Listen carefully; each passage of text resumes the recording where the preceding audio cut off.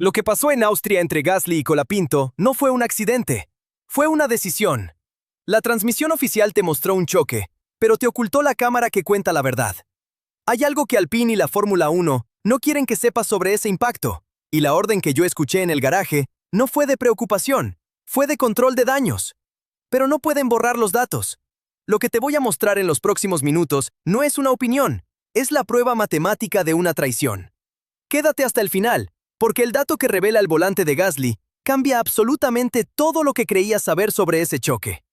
Alpine intentó enterrar la verdad bajo un comunicado técnico absurdo, atribuyendo el choque a una pérdida de agarre súbita en el coche de Colapinto, una excusa que nadie con un mínimo de experiencia se creyó. Pero no contaban con que la telemetría, los datos puros y fríos, no mienten.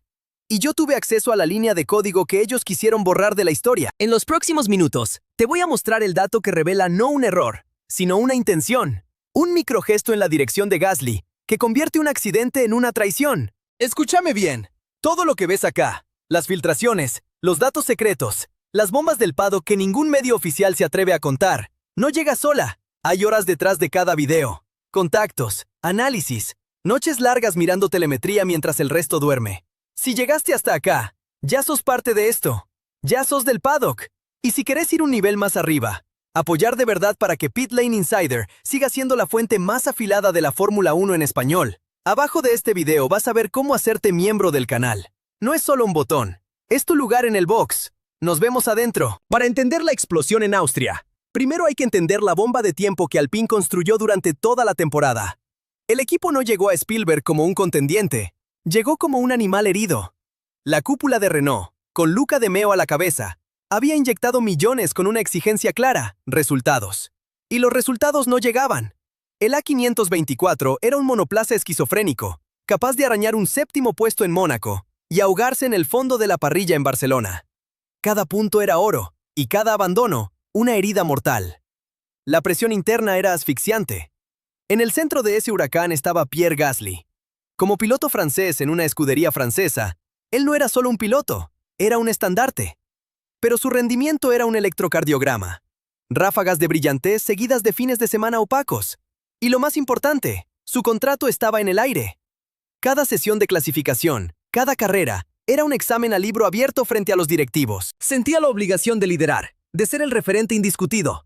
Pero el coche no le respondía siempre, y peor aún, por el rabillo del ojo veía una sombra que crecía a una velocidad aterradora. Esa sombra era Franco Colapinto. El novato argentino no era solo rápido, era letalmente eficiente. Se había transformado en la revelación del campeonato, no por maniobras kamikazes, sino por una madurez impropia de su edad, llevando el coche a los puntos en circuitos donde Gasly, con toda su experiencia, sufría para encontrar el ritmo. En Argentina, en toda Latinoamérica, el fenómeno Colapinto era ya una religión. Y esa devoción se traducía en una presión comercial que Alpine no podía ignorar. Franco no era solo un piloto, era un mercado entero. Aquí es donde la historia se pone realmente sucia, donde la política del paddock envenena el asfalto. Lo que pocos sabían, pero que se susurraba con insistencia entre agentes y jefes de equipo, era la naturaleza del contrato de Franco. Según una fuente muy cercana a las negociaciones, el acuerdo incluía cláusulas de rendimiento muy agresivas. Si Colapinto superaba a Gasly en puntos a mitad de temporada, se activaría un estatus de prioridad para él en la asignación de mejoras y estrategia. No era solo una batalla en pista, era una guerra contractual. Me contás en los comentarios qué pensás de esto. ¿Incentivo o sentencia de muerte para la convivencia? La tensión no era una invención de la prensa, se palpaba en el motorhome. Las reuniones de ingenieros se volvieron un campo minado. Dejaron de compartir datos con la misma fluidez. Un ingeniero de Gasly me confesó, pidiendo el anonimato, que Pierre sentía que el equipo estaba fascinado con el juguete nuevo, y se quejaba de que sus feedbacks sobre el subviraje crónico del coche no recibían la misma atención que los de Franco. Los veías en el corralito de prensa, respuestas cortas, miradas que se evitaban. La Guerra Fría ya se había declarado mucho antes de Austria, y esa guerra se libraba en las decisiones técnicas. El Gran Premio anterior a Austria fue el ejemplo perfecto. Gasly, como veterano, exigió la estrategia preferencial, la teóricamente más segura, empezar con el compuesto duro para alargar la primera parada. Colapinto, en cambio, presionó a sus ingenieros por una estrategia invertida, largar con medios para atacar desde el principio. Fue una pequeña batalla que ganó el argentino y que le permitió terminar por delante. Ese día, Gasly entendió que su estatus de líder no estaba garantizado, sino que tenía que defenderlo en cada reunión y en cada curva. Luego llegamos al Red Bull Ring, un circuito que es una invitación al desastre. Es corto, furioso, con solo 10 curvas, pero cada una es una trampa. Las frenadas en bajada, como la de la curva 4, exigen una precisión milimétrica, y la proximidad de los muros no perdona el más mínimo error. Es una pista que premia la agresividad, pero castiga brutalmente la impaciencia. Era el escenario perfecto para que la olla a presión de Alpine finalmente reventara, comprimiendo toda la tensión acumulada de meses en 71 vueltas de alta velocidad. Si juntas todas las piezas, el choque deja de ser un incidente desafortunado y se convierte en una consecuencia casi inevitable. Tenías a un piloto experimentado y desesperado por proteger su territorio, a un novato ambicioso con el poder contractual de su lado, a un equipo fracturado por la presión y a un circuito que actúa como un acelerador de conflictos. La pregunta que yo me hago, y que Bruno Famín debería hacerse cada noche, no es por qué chocaron. La verdadera pregunta es, ¿cómo podían no ver que habían puesto a dos lobos hambrientos en la misma jaula y esperaban que compartieran la presa? La carrera en el Red Bull Ring no terminó para Alpine con la bandera a cuadros. Apenas comenzaba. Lo que siguió al choque fue una clase magistral de control de daños, y seamos claros, de encubrimiento. La primera orden que bajó desde el muro de pits, incluso antes de que la grúa tocara los coches, fue de un silencio sepulcral. A los ingenieros, a los mecánicos, a los jefes de prensa, nadie hablaba. Vi a uno de los mecánicos de Franco golpear con rabia un carro de herramientas, la frustración contenida en un garaje que de repente se sentía como una zona de guerra. El aire no era de decepción, era tóxico. Bruno Famín fue el primer soldado enviado al frente. Salió a enfrentar a la jauría de periodistas con una calma que era casi insultante. Repitió las palabras «incidente de carrera» y «analizaremos los datos», como un mantra, pero sus ojos lo delataban. Miraba por encima de nosotros, nunca a un punto fijo, como quien busca una salida de emergencia. Mientras él hablaba, a sus espaldas se estaba librando una batalla mucho más importante, la de confiscar y controlar toda la información. Prohibirles a los pilotos hablar fue solo el primer paso de un protocolo de crisis que ya tenían ensayado. Y entonces llegó la primera gran anomalía, la que hizo que todos los periodistas veteranos nos miráramos entre nosotros. La FOM, que por reglamento debe ofrecer todas las cámaras on-board disponibles, no liberó el metraje completo del coche de Pierre Gasly. Publicaron el de Colapinto, mostrando el impacto desde su perspectiva, pero la cámara que contaba la historia completa, la que mostraba las manos de Gasly en el volante, su línea de visión, sus reacciones, esa se esfumó. ¿Un fallo técnico en el fin de semana más caliente del equipo? Nadie se lo creyó. Fue una censura en tiempo real. Fue entonces cuando el poder del aficionado superó al control de la Fórmula 1. Un video, grabado con un celular desde la tribuna de la curva 3, empezó a circular por las redes sociales como un reguero de pólvora. La calidad era mediocre, pero el ángulo era perfecto. No mostraba un simple cierre de puerta. Mostraba cómo el coche de Gasly hacía un movimiento lateral brusco, un barrido, defensivo, que no buscaba tomar la curva, sino ocupar el espacio por donde venía Franco. Ya no era una maniobra de defensa, era una declaración de intenciones, una barrera móvil. El video dividió al paddock instantáneamente. Los ingenieros de otros equipos lo miraban en sus tablets, murmurando sobre la violación de las reglas no escritas del automovilismo. «Eso es moverse en la frenada», me dijo un director técnico de un equipo rival, casi en un susurro. La prensa francesa intentaba justificarlo como una defensa al límite, pero para el resto del mundo, la imagen era brutalmente clara. Te pregunto a vos, que lo viste 1000 veces en las repeticiones, ¿fue una defensa dura o una agresión deliberada? Contame en los comentarios qué pensás, porque esa pregunta se convirtió en el centro de todo. Sintiendo que la narrativa se les iba de las manos, Alpine lanzó su contraofensiva. Publicaron un supuesto análisis técnico, un comunicado lleno de jerga para impresionar a los desprevenidos. La conclusión era una obra de ficción. El choque se debió a una pérdida súbita e inesperada de adherencia en el monoplaza de Colapinto. Le echaron la culpa al coche del novato. Era una excusa tan pobre, tan técnicamente insostenible en esa fase de la curva y con esos neumáticos, que en lugar de apagar el fuego, le arrojó un bidón de nafta. Era una mentira oficial. Aquí es donde la historia da un pequeño giro, una microreversión. Desde el lado de Gasly del garaje, se filtró a un periodista francés de confianza La transcripción de su primer mensaje de radio, segundos después del impacto. ¡Me tocó! ¡Mierda, me tocó! La frase, cargada de pánico, intentaba pintarlo como la víctima sorprendida, como si el ataque de Colapinto lo hubiera tomado desprevenido. Por unas horas, esa versión generó una mínima duda. ¿Y si Pierre, en su desesperación por defenderse, simplemente había reaccionado tarde a un movimiento que no esperaba? Pero la duda duró poco. La guerra de filtraciones estaba desatada, y el equipo de Franco no se quedó de brazos cruzados. Un dato clave, una sola línea de la telemetría, llegó a manos de un medio argentino. Gasly no solo no levantó el pie del acelerador hasta después del primer contacto, sino que el ángulo de su volante ya estaba girando hacia Colapinto antes de llegar al punto de frenada. El pánico en la radio era real, sí, pero era el pánico de quien acaba de ejecutar una maniobra peligrosa y sabe que las consecuencias serán graves.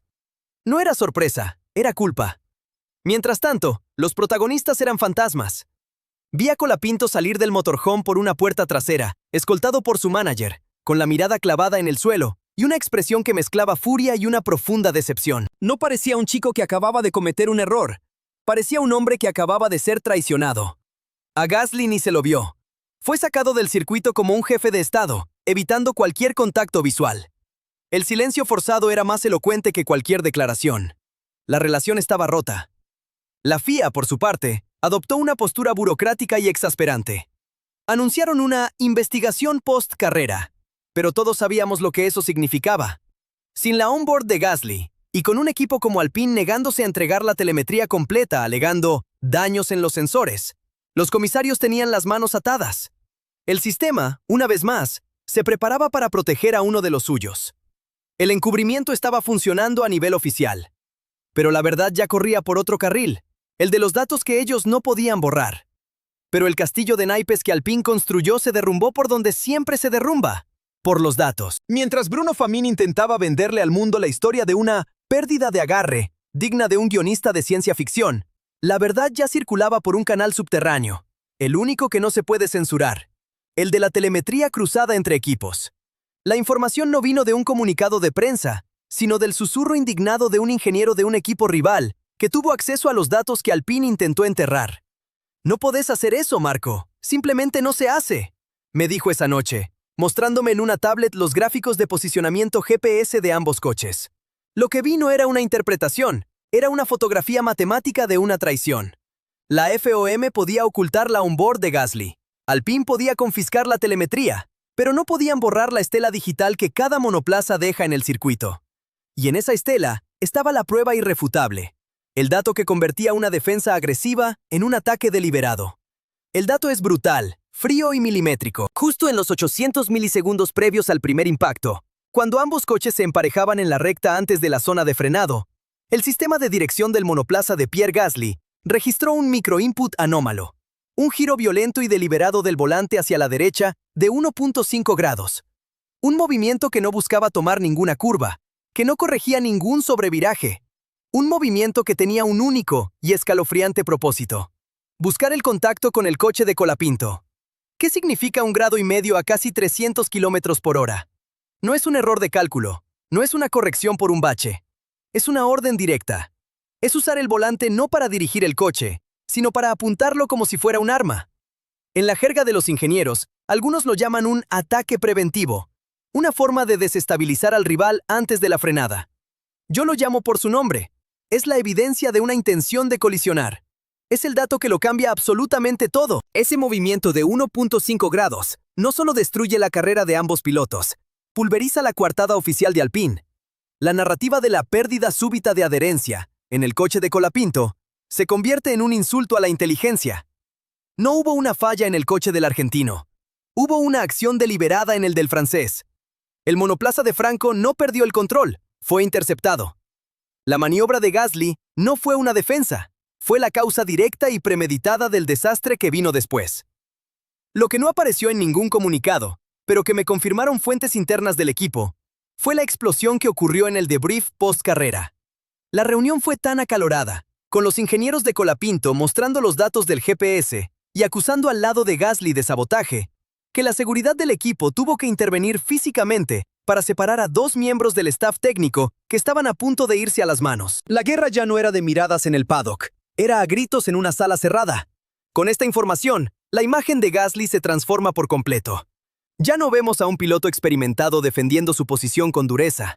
Vemos a un veterano acorralado, sintiendo que su estatus y su futuro se desmoronan, y que recurre a la táctica más sucia del manual, usar su propio coche para sacar de pista a su compañero. Porque sabía perfectamente que un contacto en ese punto, rueda con rueda, tenía un 90% de probabilidades de terminar con ambos fuera de carrera. Un jaque mate suicida. Y lo que es peor, esa maniobra era una violación directa del código de conducta interno de Alpine, un protocolo que el propio Bruno Famin había reforzado semanas antes para evitar batallas fratricidas. Gasly no solo traicionó la confianza de su compañero de equipo, sino que desafió la autoridad de sus jefes y rompió las reglas que él mismo había aceptado. ¿Cómo puede un equipo seguir adelante con un piloto que ha demostrado estar dispuesto a destruirlo todo, incluyéndose a sí mismo, para no ser superado? Así, el incidente de carrera desafortunado que nos vendieron se revela como lo que realmente fue: un acto de agresión calculado, seguido de un encubrimiento corporativo desesperado. La pregunta ya no es quién tuvo la culpa en un choque de alta velocidad. La pregunta, mucho más oscura y profunda, es si Pierre Gasly cruzó una línea de la que no hay retorno, la línea que separa la competencia feroz de la traición pura y dura. Y si Alpine, al intentar ocultarlo, no se ha vuelto cómplice. El impacto de ese choque va mucho más allá de los puntos perdidos en Austria. Para Alpine, es el principio del fin de cualquier simulacro de unidad.